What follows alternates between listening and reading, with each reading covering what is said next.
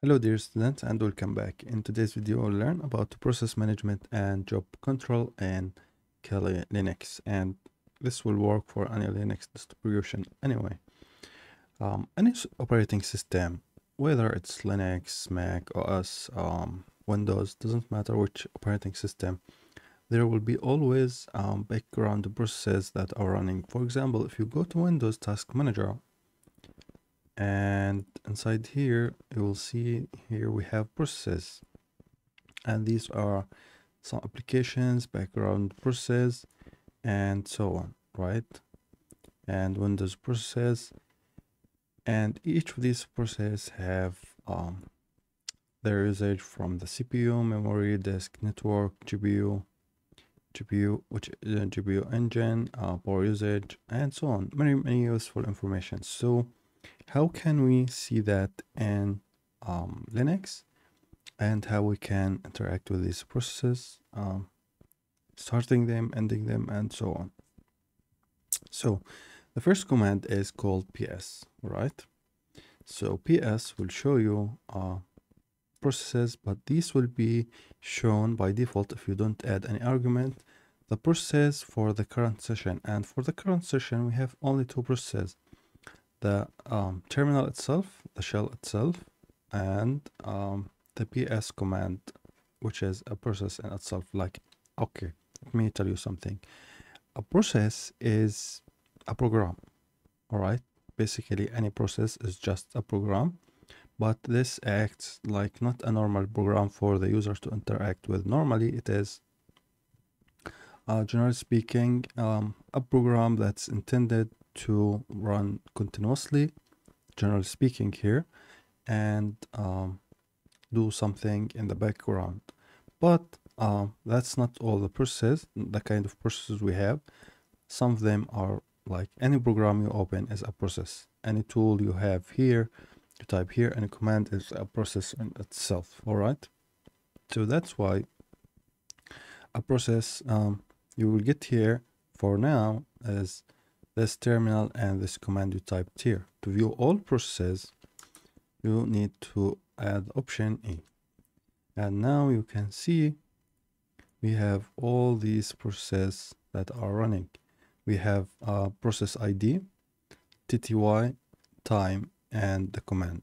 All right. Now, let me show you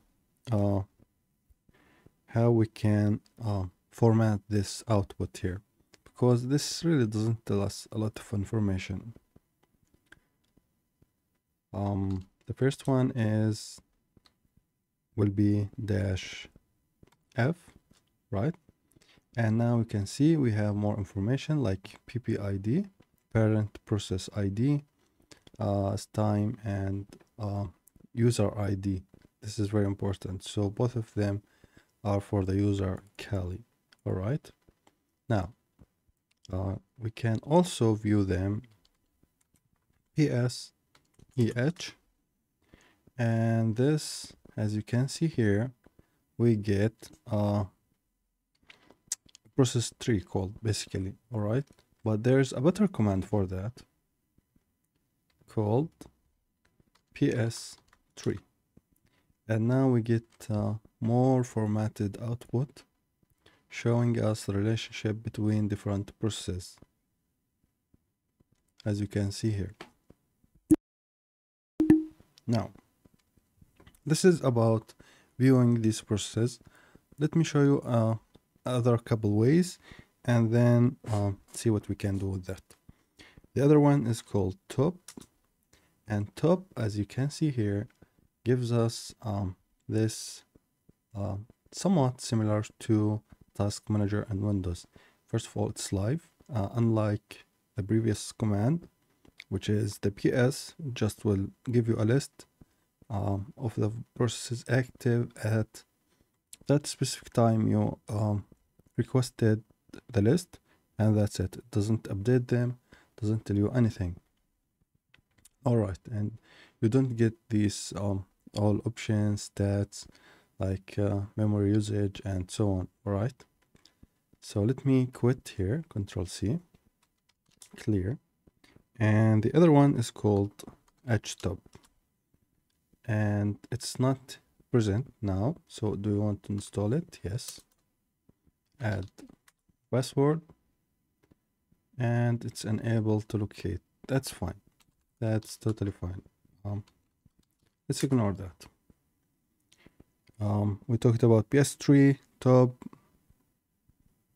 and so on. Now let me show you. Let's get back to PS and PSE. All right, we have here the PID.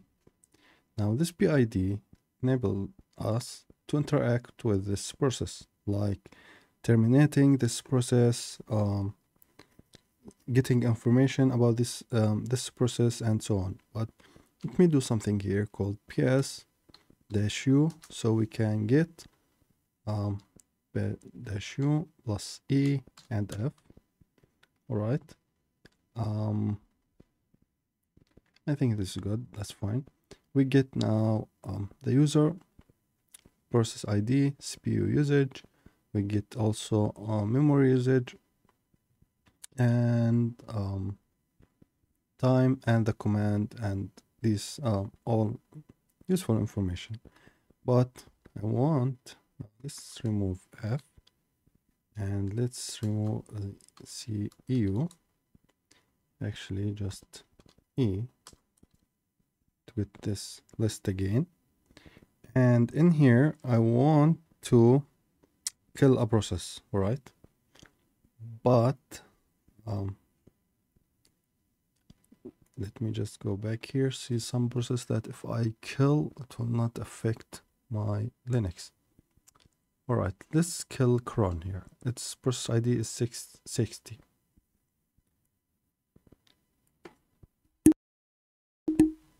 So to kill cron, we use kill command, all right? And then we need the process ID, which is 660, all right?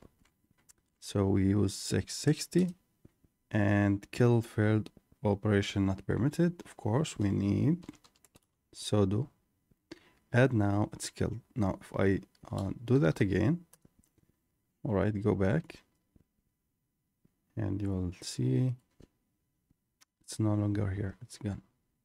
Right, that's how we can kill a process and kill your Linux. Also we can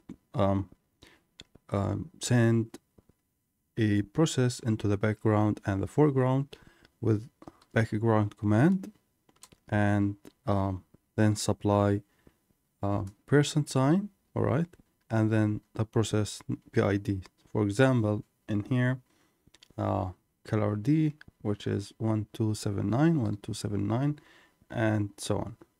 But also we can send, this is sending a foreground to the background. We can also send a background process to the foreground. Now, what is the difference between a foreground and a background? This is actually a very huge topic, but the thing is, the basically is, if we run something like ls, all right, and then add an ampersand, right, hit enter, you can see we get this process ID. This means sending this process to the background. But since it's the only one here, it's the only command here, it will not output anything, all right, until it finishes. Once it finished, it will give us this output, and it will tell you that it's done. Let me make this more clear here. Let's do list and print working directory, and that's it.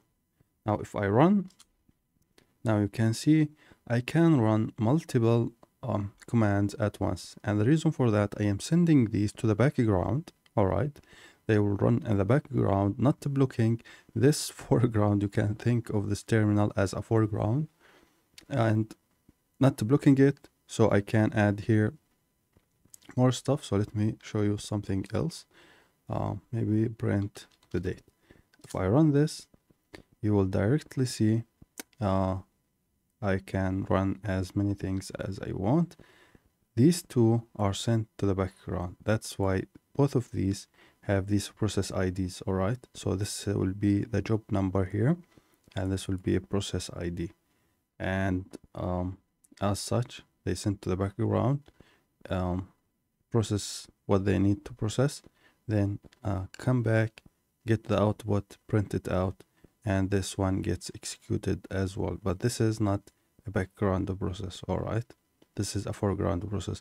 Actually, if you notice here, we have process number 2, which is print working directory, sorry, is faster than ls.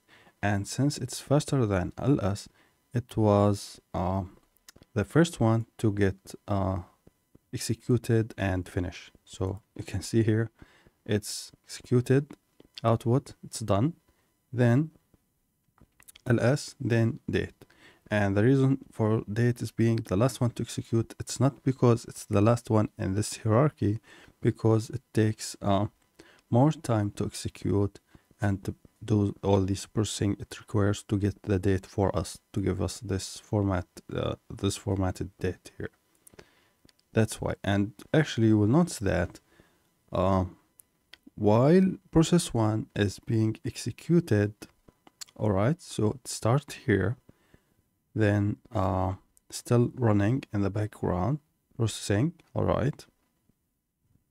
Then we get the output for process 2, then we get the output for process 1, then we for process 1 we get that output, but it's still not finished, still working in the background.